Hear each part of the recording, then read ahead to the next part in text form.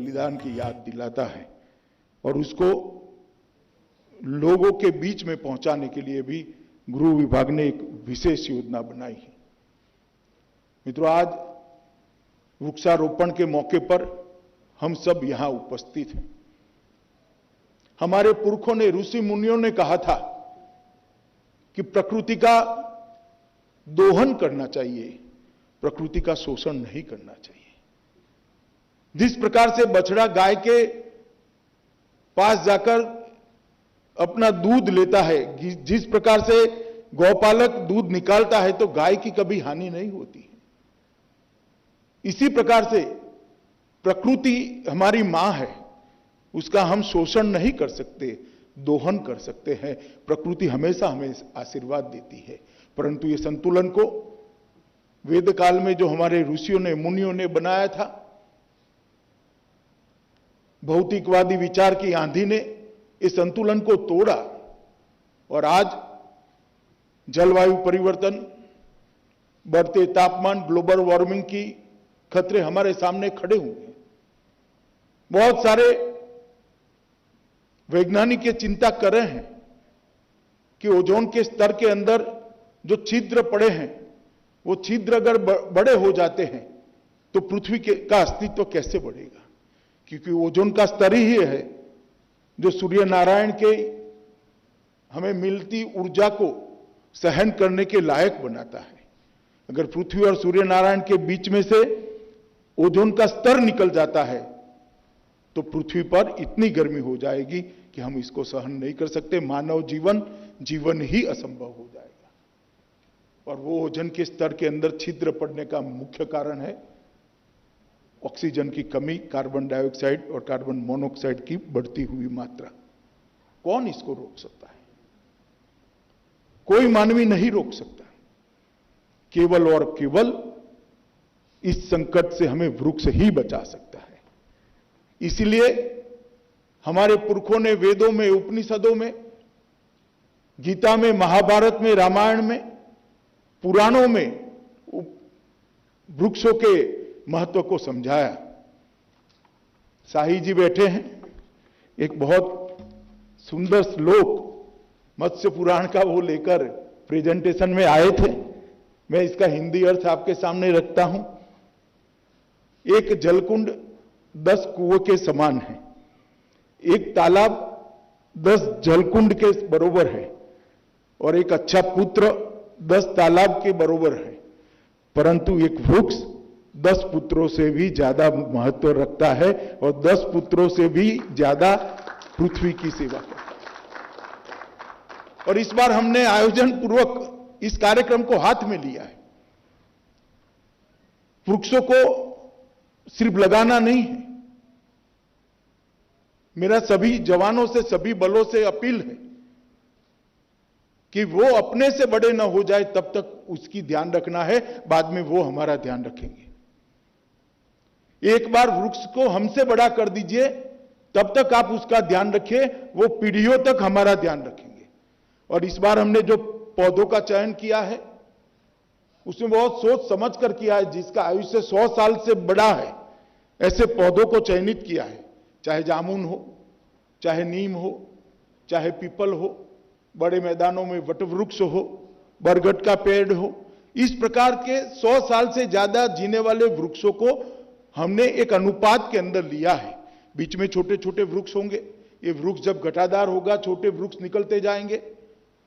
आज यहां पर जो सौर्य वन बनाया गया है, इसमें भी लंबे जीने वाले वृक्ष और पॉपुलर का एक सम्मिश्रण कर बनाया गया है। ये लंबे जीने वाले वृक्ष जब बड़े हो जाएंगे तब तक पॉपुलर निकल जाएगा, क्योंकि उनका आयुष्य इतना नहीं है, मगर उसकी घटाई इतनी हो जाएगी कि पूरा सौर्य वन आच्छादित हो जाएगा। और मैं सभी सुरक्षा बलों के जवानों को एक और भी बात कहना चाहता हूं कि हम सबका काम ऐसा है कि कहीं ना कहीं हमारे मानव स्वभाव को वो हर्ट करता है। आप हमेशा सुरक्षा की चिंता करते हो, हमेशा दुश्मन से आने वाले हमलों से सतर्क रहते हो, और हमला आता है तो इसको निष्ठुरतापूर्वक देश के लिए अपने प्राणों की भी बाजी लगाकर सुरक्षित कर उसको मार गिराते हो। ये जो वृत्ति है, वो वृत्ति देश की सुरक्षा के लिए तो बहुत जरूरी है, मगर साथ में ये जो एक वृक्ष बोने की आदत है, वृक्ष को जिंदा रखने की आदत है आपके अंदर, इसको इक्वलाइज करने के लिए आपके अंदर मानवता को भी जिंदा रखने के लिए बहुत महत्वपूर्ण है। सभी सुरक्षा बलों के जवानों से मेरा एक अपील है कि एक एक वृक्ष को आप गोदी में ले लीजिए और एक एक गांव के एक एक सेवा कार्य को आप गोदी में ले लीजिए। वो आपके जीवन को पल्लवित कर देगा, सुगंधित कर देगा। और इसीलिए हमारे पुरखों ने वृक्षों के महत्व को समझाया है। ये वृक्ष ही है जिसके नीचे हमारी संस्कृति बढ़ी, वेद उपनिषद लिखे गए, विज्ञान की शोध हुई, यज्ञों का आविष्कार हुआ, गणित निकला। ये वृक्ष ही है जो हमें प्राणवायु देते हैं। प्राणवायु के बगैर शरीर की कल्पना भी नहीं की जा सकती, इसके लिए इसको प्राणवायु कहते हैं, जो प्राण का संरक्षण करते हैं। और ये प्राणवायु तभी बैलेंस हो सकती है जब वृक्षों की संख्या हम बढ़ाएं। एक पीपल का वृक्ष 100% ऑक्सीजन देता है, एक नीम का वृक्ष 50% देता है, बरगद 80% देता है, एक जामुन 60% देता है। ऐसे वृक्ष जिनका आयुष्य ज्यादा है वो ऑक्सीजन भी ज्यादा देते हैं। इसलिए हर ऋतु में जीने वाले वृक्ष, हर काल में रहने वाले वृक्षों का हमने चयन किया है। और ये वृक्षों के जो वन आज आप लगा रहे हो, आने वाले कई वर्षों तक भारत की और संपूर्ण मानव जात की और हमारे पर्यावरण की चिंता करेगा। हमारे ओजोन के स्तर को बनाने के लिए, बनाए रखने के लिए नीचे ही कार्बन डाइऑक्साइड को न्यूट्रलाइज करता रहेगा। मित्रों, आज एक बहुत बड़ा काम सुरक्षा बलों के द्वारा किया गया है। देश के प्रधानमंत्री जी ने भी पहले जब वो गुजरात के मुख्यमंत्री थे तब, और बाद में जब प्रधानमंत्री बने तब, पर्यावरण को, पर्यावरण के संरक्षण को, पर्यावरण के संवर्धन को, तीनों को बहुत महत्व दिया है। गुजरात एकमात्र ऐसा राज्य था जहां सबसे पहले जलवायु परिवर्तन की चिंता करने के लिए एक डिपार्टमेंट की रचना की गई। ग्लोबल वार्मिंग की चिंता करने के लिए एक डिपार्टमेंट की रचना की गई। 8 करोड़ माताओं को गैस के सिलेंडर देते हैं। सबको लगता है कि एक पॉपुलिस्ट प्रोग्राम है। कुछ लोगों को लगता है कि माताओं की आंख को धुएं से बचाने के लिए, फेफड़ों को धुएं से बचाने के लिए भी प्रोग्राम है। मुझे उसमें दिखाई पड़ता है देश के वातावरण को शुद्ध रखने का भी ये प्रोग्राम है।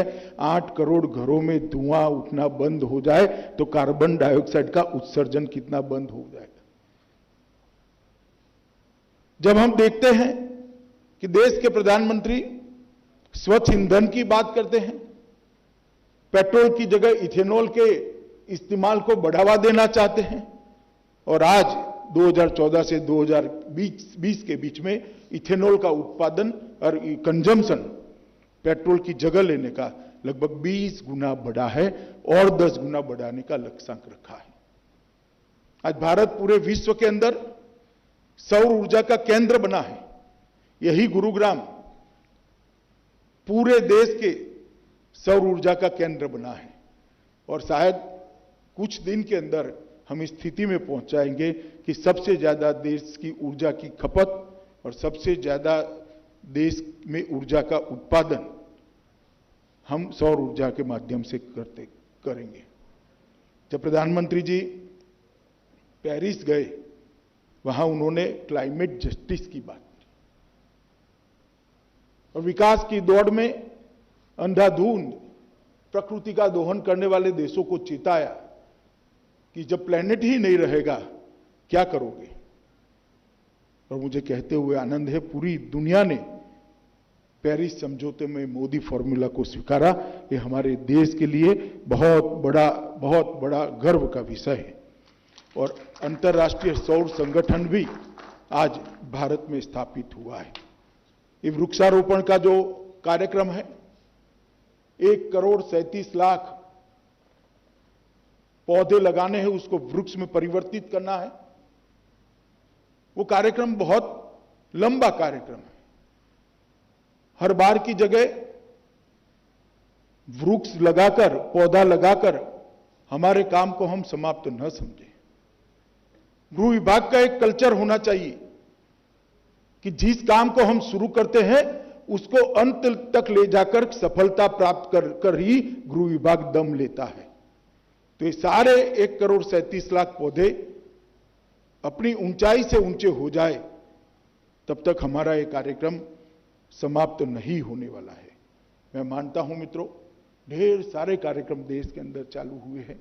नमामि गंगे का कार्यक्रम हो, सौर ऊर्जा का कार्यक्रम हो, स्वच्छ ईंधन का कार्यक्रम हो, घरों में गैस देने का कार्यक्रम हो, जो पर्यावरण की सुरक्षा के लिए बनाए गए हैं। मगर कोई कार्यक्रम, सभी कार्यक्रम पर्यावरण में प्रदूषण को कम करने वाले नहीं है। हमारा प्रदूषण का कंट्रीब्यूशन कम करने वाले हैं। फैले हुए प्रदूषण को कोई कार्यक्रम कम नहीं कर सकता। सोलर ऊर्जा फैले हुए प्रदूषण को कम नहीं कर सकती। गैस का सिलेंडर फैले हुए प्रदूषण को कम नहीं कर सकता। इथेनॉल भी प्रदूषण बढ़ने से रोक सकता है, बढ़े हुए प्रदूषण को कम नहीं कर सकता। अकेला वृक्ष ऐसा है जो बढ़े हुए प्रदूषण को रोक सकता है, कम कर सकता है और पृथ्वी को बचा सकता है। अतः हम सब ने इस कार्यक्रम में अपना अपना योगदान देना चाहिए और वृक्ष को अपना बच्चा मानकर इतनी ही ममता से जितना अपना बेटे और बेटी पर ममता होती है, अपने बोए हुए वृक्ष पौधे पर इतनी ममता हमारे मन में ईश्वर खड़ी करे और उसको अपनी ऊंचाई से बड़ा कर दे। ये मैं आप सबसे अपील करना चाहता हूं। फिर से एक बार सरहद की सुरक्षा करने वाले, सरहद की सुरक्षा करते करते, आंतरिक सलामती की चिंता करते करते शहीद हुए सभी जवानों को मैं नमन कर श्रद्धांजलि देता हूं। और कोरोना वॉरियर जो हमारे हैं, सुरक्षा बलों के हैं और भी कोरोना के साथ लड़ते हुए जिन लोगों ने अपनी जान गंवाई है, वो सभी को श्रद्धांजलि देकर मेरी बात को समाप्त करता हूं। वंदे मातरम। धन्यवाद महोदय। Home minister